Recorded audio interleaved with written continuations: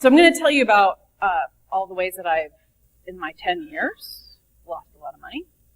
Because the interesting thing is, angels don't want to talk about that. You hear about all this money that's raised by all these venture capitalists and these IPOs and these really, really big monies, but nobody ever talked about, like, on that journey, how much they lose.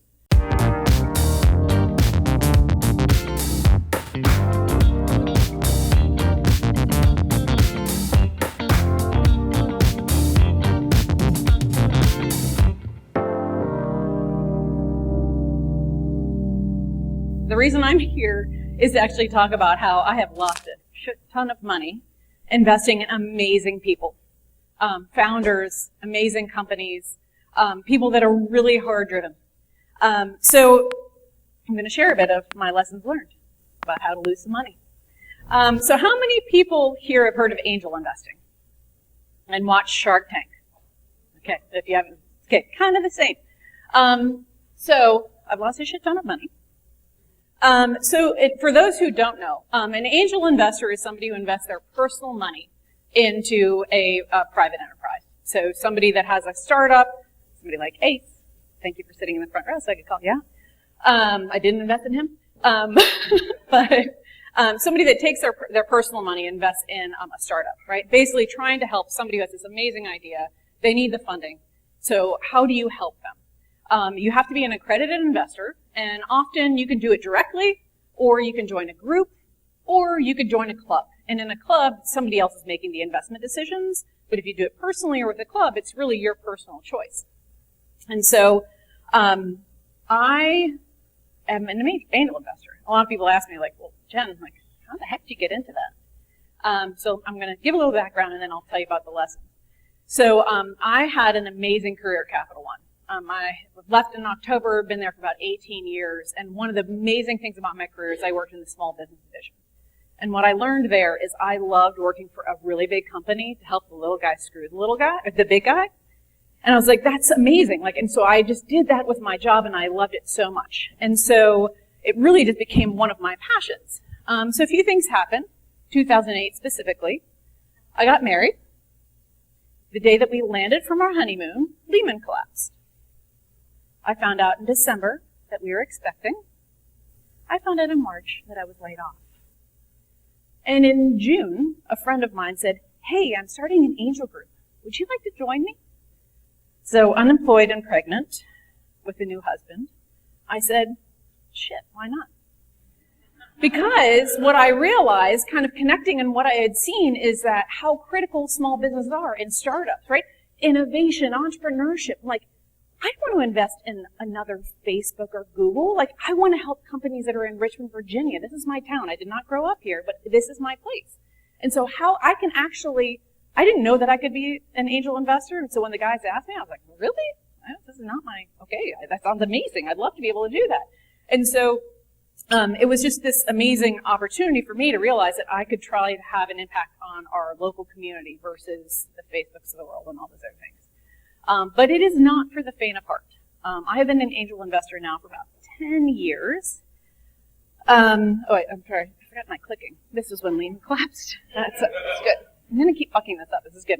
I want to use the word a lot, right? So I'm going to tell you about all the ways that I've, in my 10 years, lost a lot of money. Because the interesting thing is, angels don't want to talk about that. You hear about all this money that's raised by all these venture capitalists and these IPOs and these really, really big monies, but nobody ever talked about, on that journey, how much they lose. I'm not going to tell you how much I've lost. Let's just say my kids probably, when they get older, realize their college tuition might not be paid. They might realize. So, but let me talk a little bit about what I've learned or how I've really messed up as I've done that. My first big mistake, postpartum investing. I'm not kidding. Literally, the guys asked me to join this angel group. After I had my daughter, I went to this meeting, and I swear this woman was pitching. She had this kids' meals. I wasn't a working mom at the time. I was like, oh my gosh, I totally relate with this. It's emotional. I was so emotionally connected to this investment. I was like, I'm in. I led the due diligence. I raised $185,000 for her. And I thought it was amazing. And I still think it's an amazing idea because it still exists. That was 10 years ago. The big lesson that I learned there as an impulsive, emotional person is that I have to slow down because I didn't realize how hard it was to get food into Target, into Kroger, into all these places. She had her manufacturing in California. She's in DC. And so there's a lot that I learned there of like, wow, like slow down. Like you might totally get it and you think it's going to be the most amazing thing in the world. But the next thing you know, 10 years later, your money is still with that business. The whole point of angel investing is being able to get it out. And not just get it out, you're taking a huge risk on these people. And ultimately, you would really, really like for it to be something a lot bigger. And so with this particular one, I sat on her board for a while. I've lent her more money, which is a big mistake. But she's raised more money, and she's had a Kickstarter campaign, and she's doing fine. But my money's still there. So I don't know if I lost it or not, but that's one investment that's out there. I have another investment that I did, which was a consulting firm that's not me time, right?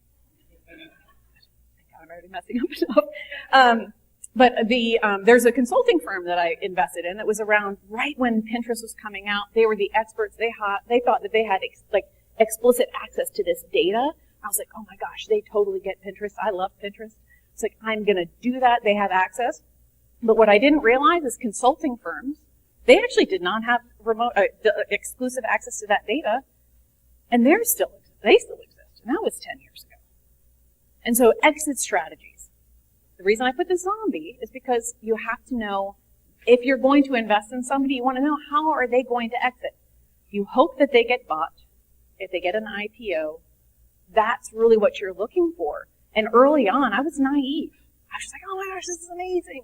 Something amazing is going to happen. But with consulting firms, if they don't have a huge team or a huge client base or a product to sell, it's going to be really hard for you to get your money back. And I have an amazing media company out of Texas. There's some people that were in Northern Virginia as well that was a Hispanic media company. They tried so hard.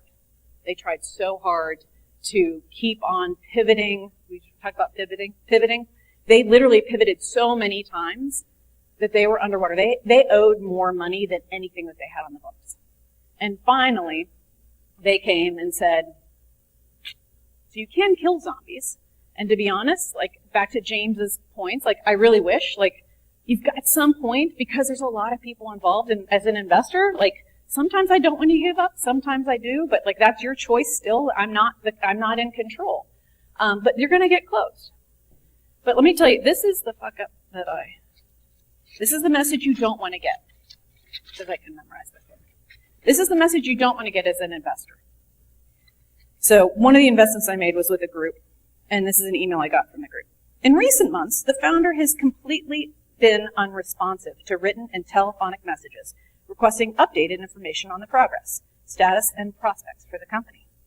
Multiple web searches have yielded no information that the company continues to operate or even exist. Via social media, we have discovered that the founder has taken a full job elsewhere. So my impulsiveness, this lesson for me is really about investing in people that I know versus investing in strangers.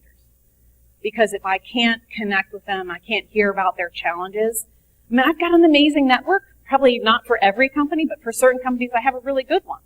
And the fact that nobody in our group or anybody else had invested in them, nope, they didn't talk to anybody.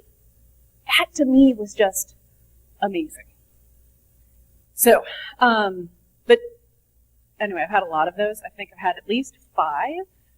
That was the only one that literally disappeared. I was trying to find a building that disappeared on a driveway somewhere, but it did not work. So they just closed. I don't know where they went.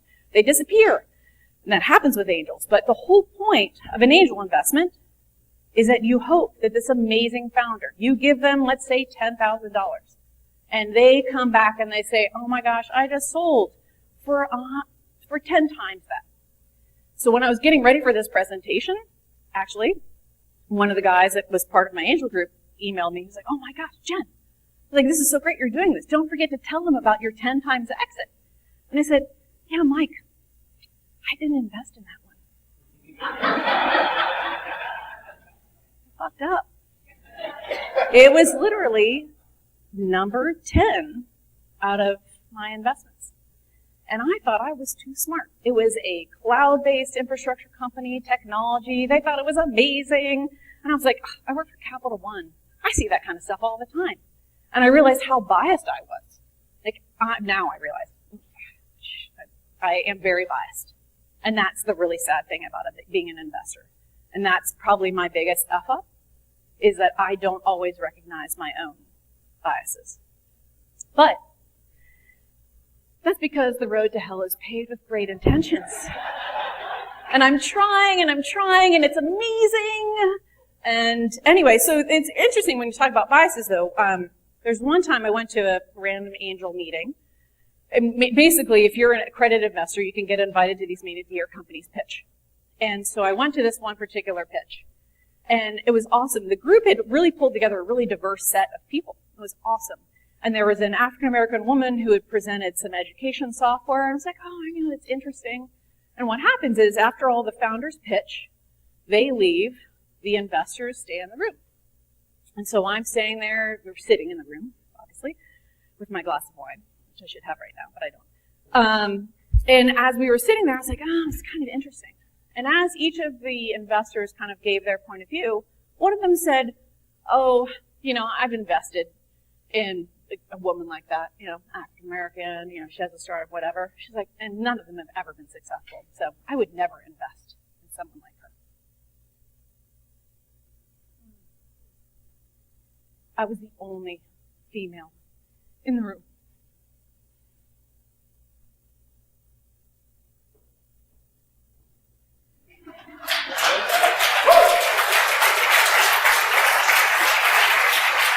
So I turned to that guy, and I was like, you fucking said that out loud? At least you did. And it's fucking biased. And we all have biases. So the scary thing is, as the only woman in that room, do you realize that 60% of women have all the wealth in the United States? And most of them, when they do their investments, they do it in public companies. 50% of all publicly traded companies are owned by women. But when it comes to these private investments, the women investing, there's only 10%. Only 10% of the people in the room in these startups are women. I'm not that fucked up, or somebody else has. But it's amazing to me, because then when you look at it, and you realize that 40% of businesses in 2018 are owned by women. 40% of all businesses are owned by women. But there's actually a research, particularly when you look at startups. There was a company, a really fantastic incubator up in Boston, who discovered that all their female founders, relative to their male peers, their revenues over 5 years was at least 10% higher. But in general, when female founders go to raise money, in 2016, of all the money, not necessarily angels, but in venture capital, 2.2% went to women. That, my friends, is fucked up.